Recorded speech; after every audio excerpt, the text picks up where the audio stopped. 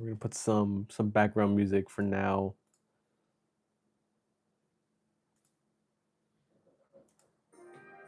There we go. All right. Hello, everyone, and welcome back to day 4 out of 100 live streaming every single day. And as you can see by the title of the thumbnail, we're going to be talking about cenat and his performative antics. Now, I'm not necessarily talking about Streamer University in general. I'm talking about how much of a performative streamer he is and how it's kind of really dumb, to be honest. And I'll explain my reasoning why I say that.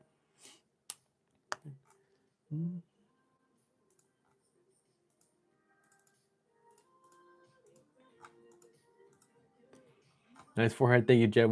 Welcome in, Jet. How you doing, man? All right. It's been a while since I've seen you, Jet. There we go. Your nose is huge. Thank you. Streamer University is such a joke. It really was.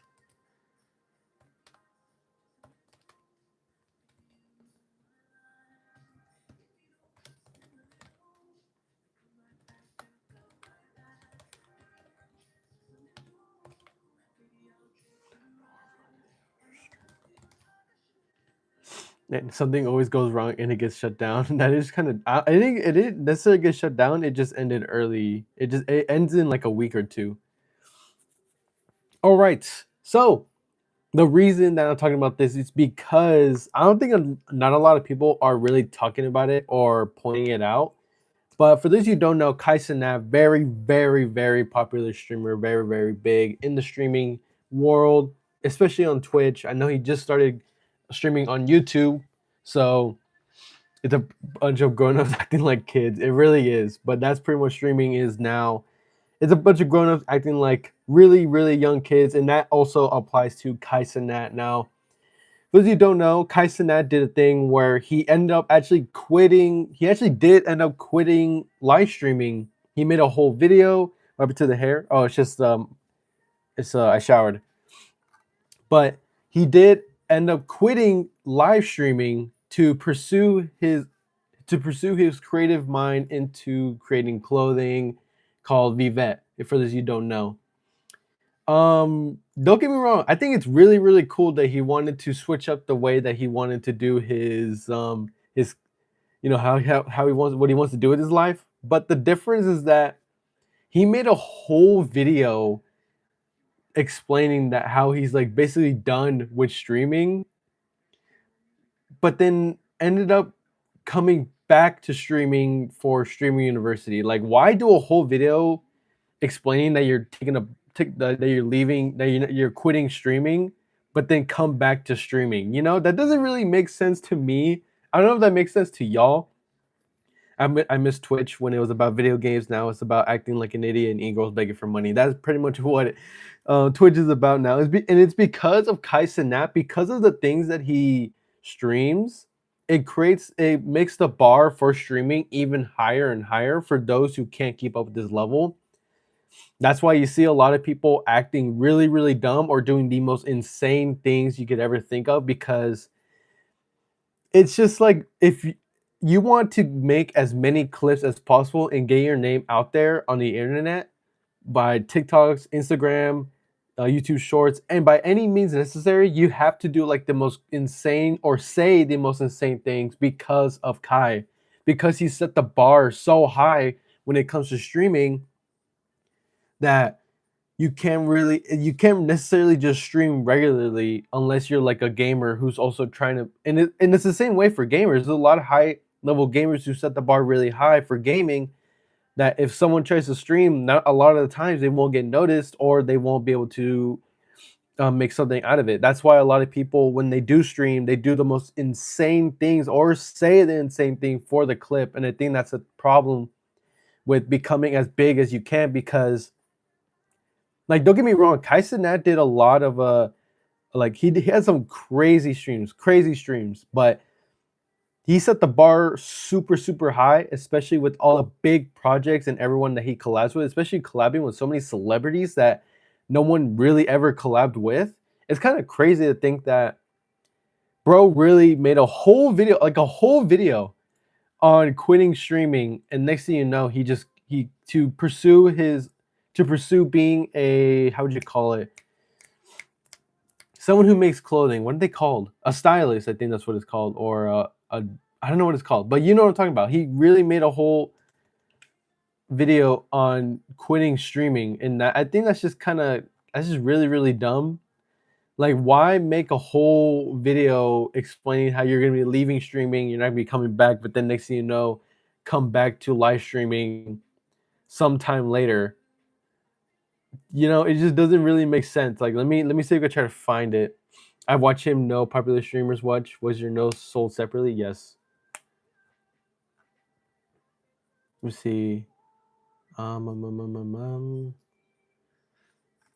Uh, I can't really find it right now, but yeah, because he even made a whole video saying that he's back. And he also did hit a million, because I remember after not Mafia, is it Mafiathon? Yeah, Mafiathon 3, he specifically said that this was like his last big live stream and he wasn't gonna be coming back. But then next thing you know, he comes back and does the whole streamer university thing, which I think is kind of dumb. Man, I cannot spell Kai cenat. What, I bet you I could find it too. Let's see. Here we go. Yeah. On his main channel, he put I quit. In his main channel, he made a video called I Quit. I am so grateful to share this side of you guys. This is just being honest on how I feel. Yeah, so he basically decided to make a whole video saying that he quit. He's like, we're gonna miss you, Kai. Literally, everyone's saying they're gonna miss him. I hope you achieve your dreams. And about that $22 I gifted last year, I'm gonna need that back. Not gonna lie. See, even people are making fun of it because like he's not gonna come back. Next thing you know, he just comes back to streaming like it's nothing. And it sucks because for someone so popular, his Twitch sub count freaking just rose back all the way up to like almost 100,000 subscribers, which is honestly insane to really think about it. Because I believe the only reason he came back was to do streaming university, let alone he probably needed money, because being a fashion designer does take a lot of time and a lot of money to pursue because of all the fabric, all the time you spent, and everything, pretty much just everything in fashion design, which I think is honestly insane, but that's just how the fashion industry works. And it's kind of like, don't even, like, at that point, don't even make this video of I quit. Don't even bother making this video. Like, why? For what? And honestly, I'm gonna take a look at his clothing brand. I kind of want to see what it's about. So for these who don't know, it's called Vivette. This is what it looks like. It's a spinning journal. This is my first time being on this website too. Oh, it's me. Open journal. Join a wait list. What do you mean I have to join a wait list just to see the what? Hold on. I'm just gonna put Rigo Ramos. Uh,